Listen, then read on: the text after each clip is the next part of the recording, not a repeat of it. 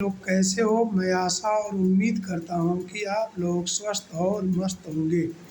मैं आज आप लोगों को जगन्नाथ रत्नाकर की एक बहुत ही मार्मिक कविता लेकर आया हूँ, जिसमें श्री कृष्ण ने उद्धव को ब्रज में भेजते हैं मथुरा से, और ये बताने के लिए कि गोपिकाओं को जा कर के उनके वियोग को अपने ज्ञान के द्वारा समझा बुझाकर थोड़ा कम करो, और नंद और यशोदा को भी बताएं कि श्री कृष्ण जो है बहुत ही आराम से और सुखद हैं और आप लोगों को याद करते हैं। तो इस प्रकार जो है अपने संदेश ले करके और उद्धव जो है ब्रज में आते हैं, और यह खबर जो है गोपिकाओं के गांव में ब्रज में फैल जाती है। तो उसी के बारे में थोड़ा सा चर्चा करते हैं। देखते हैं। मेरे मन भावन के उद्धव के आवन की, सुधि ब्रज गावन में पावन जबै लगी। मेरे मन भावन के उद्धव के आवन की, सुधि ब्रज गावन में पावन जबै लगी। कहे रत्नाकर ग्वालिन की झौर झौर, दौड़ दौड़ नंद गृह आवन तबै लगी। उझक उझक पंद कंजिन के पंजन पे, पेख पात छाती छोहन छबै लगी।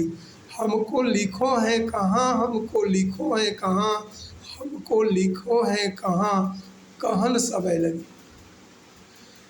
गोपिका कहती हैं कि मेरे भावन मतलब मेरे अच्छा लगने वाले भगवान कृष्ण ने उद्धव को के आवन की कथा जब पूरे ब्रज में फैल जाती है, तो जितनी ग्वालियाँ थीं मेरे मन भावन के उद्धव की आवन के, सुधि ब्रज गावन में पावन जब लगी। जब गोपिकों को ये सब बात सुनाई पड़ी कि उद्धव जो है संदेशा लेकर भगवान कृष्ण का हमारे नंद गांव में आए हैं, तब क्या कहते हैं रत्नाकर जी, कहते हैं ग्वालिन की झौर झौर, झुंड में वो ग्वालिन जो थी सब झुंड बना करके समूह में और किनके यहाँ आने लगी, नंद के द्वार, नंद के यहाँ सब आने लगी।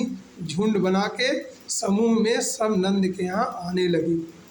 उझक उझक कंद पंजन के पंजन पे, अब वहाँ पर भीड़ लग गई।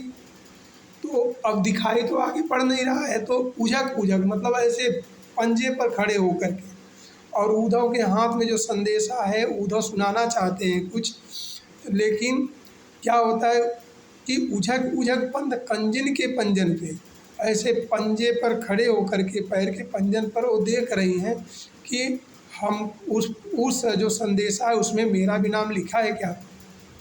कहती हैं पेख पात छात छोहन छबै लगी।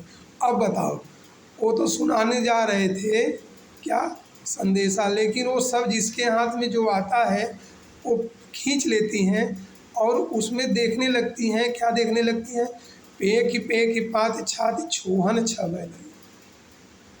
सब उसको लेकर के और अपने सीने से लगा कर और कहने लगी, हमको लिखो है कहाँ, हमको लिखो है कहाँ, हमको लिखो है कहाँ, कहन सबै लगी। सब लोग कह रहे हैं हमको कहाँ लिखे हैं, हमारा नाम कहाँ है, हमको भी भगवान ने याद किया है, हमको भी भगवान ने लिखा है, हमको कहाँ लिखे, हमको दिखाओ हमको कहाँ लिखे। अब बताओ, जब वो साबुत बचे हो संदेशा, जो साबुत बचा हो फटा न हो, तब तो उसमें दिखाई पड़ेगा। सब फाड़ करके सब जितना जो पाया अपने कलेजे से लगा करके और पूछ रही हैं कि हमको लिखो है कहाँ, हमको लिखो है कहाँ, हमको लिखो है कहाँ, कहन सबै लगी। इस प्रकार जो है वो सब गोपिकाएँ देखने लगी हमको कहाँ लिखे हैं, हमको कहाँ लिखे हैं। लेकिन वो कैसे देखें, वो तो सबके सब जो है जितने संदेशा थे सब उसको टुकड़े टुकड़े में विभाजित कर दिए हैं और रो रहे हैं और पूछ रहे हैं हमको लिखो है कहाँ, हमको लिखो है कहाँ। ठीक है, तो आगे देखते हैं। फिर कहती हैं, देख आतुर विकल ब्रज बारिन की, उद्धव की चातुरी सकल बही जातु है। कहे रत्नाकर कुशल कई पूछ रहे, अपर स्नेह की न बातें कही जाते।